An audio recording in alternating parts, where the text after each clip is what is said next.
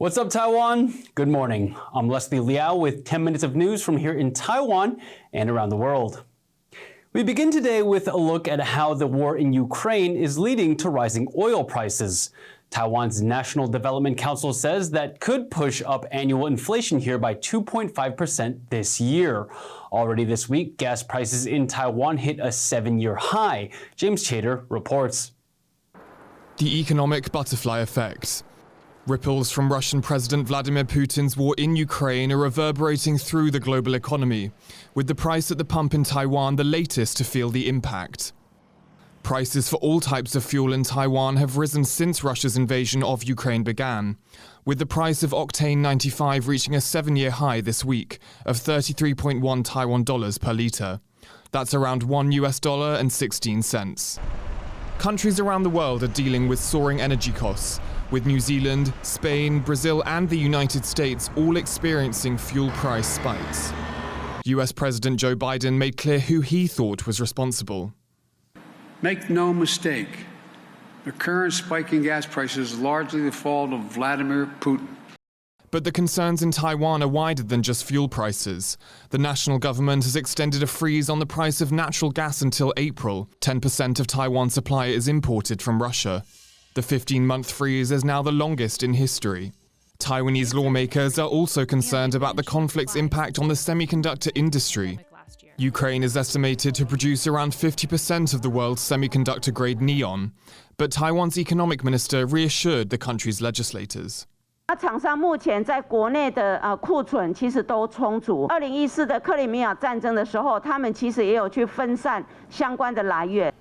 Even eggs in Taiwan have been caught in the costly crossfire. They're now at a 3-year high. And it's those higher everyday prices that has left some worried that Taiwan's Consumer Price Index, a gauge of the cost of everyday products, could rise to 2.5% this year. The ripples of price hikes in Taiwan are but a small sign of how countries around the world are also paying the price for Putin's war. Alex Chen and James Chater for TaiwanPlus. Dozens of Taiwanese stock-listed companies have had to halt production in the southern Chinese city of Shenzhen due to a COVID lockdown that will last until March 20th.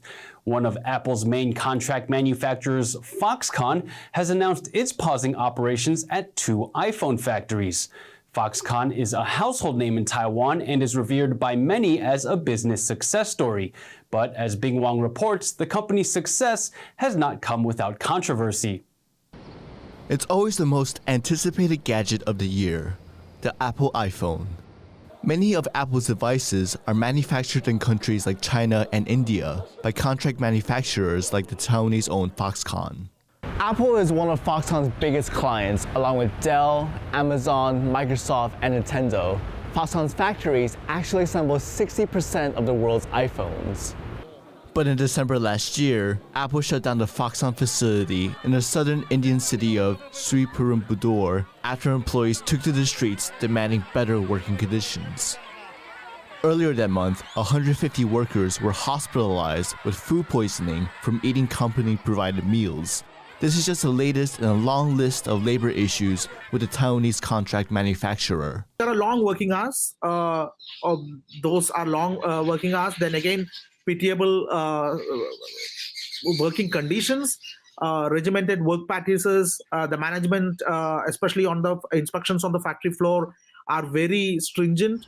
Opened in 2015, this Foxconn factory employed 17,000 people. Only 500 were called back into work when plant operations were partially resumed in January after an internal investigation. Foxconn management acknowledged there were problems and promised to implement corrective measures. But this isn't the only issue facing Foxconn. A US-based watchdog, China Labor Watch, released a report in 2019 showing that Foxconn workers in China put in 100 hours of overtime monthly, far exceeding the national legal limits of 36 hours a month.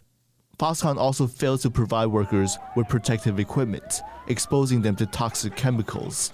In 2011, a Foxconn worker in a technological hub, Shenzhen, suffered an electric shock at work and was left with brain damage. In the southwestern Chinese city of Chengdu, a factory explosion killed 3 people and injured another 15. People are trying to get these new smart projects and consume them. But on the other hand, you also have the real death of workers who have to pay with their lives or have to produce these gadgets and smartphones at the cost of their lives. TaiwanPlus reached out to Foxconn but did not receive a response. Its founder, Terry Gou, is the 6th richest person in Taiwan. In 2020, he made a bid for president and recently helped bring 15 million doses of the Pfizer-BioNTech vaccine to Taiwan. The company he founded in 1974 is now the world's largest contract manufacturer of electronics, with an annual revenue of almost $200 billion US.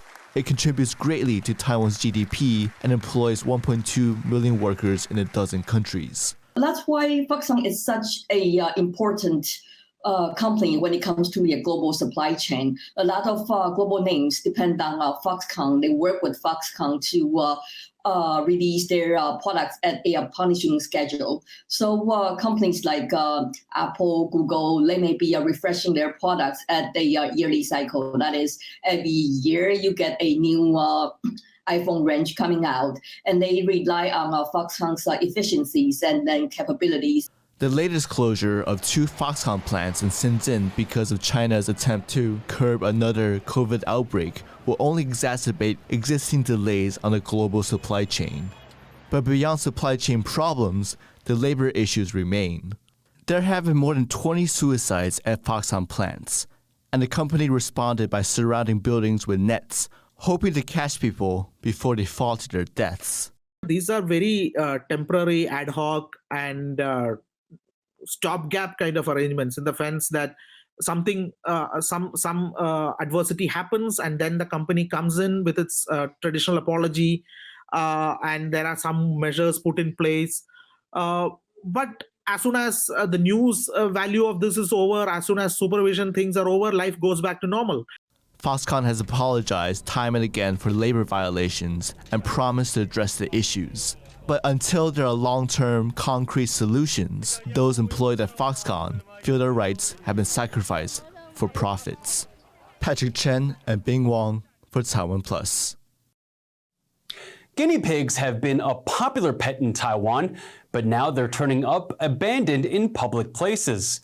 The Japanese animated series Pui Pui Molcar was a big hit in Taiwan last year, prompting many people to get guinea pigs as pets. But the new owners soon found out that guinea pigs tend to reproduce quickly. This has led to unwanted guinea pigs being dumped in places like parks where they become easy prey for local cats and dogs.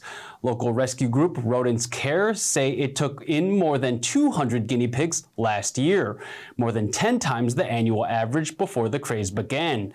The group is calling on the public to adopt a guinea pig and is urging current owners not to abandon their pets. It may sound like the punchline to a colossal shipping joke, but it's actually a reality. A boat called the Ever Forward is no longer moving forward. That's right, yet another cargo ship belonging to the Evergreen Shipping Company has run aground. You'll remember that boat that blocked the Suez Canal last year? Well, the latest incident took place off the east coast of the United States on Sunday night local time. It got stuck in Chesapeake Bay on its way to the state of Virginia.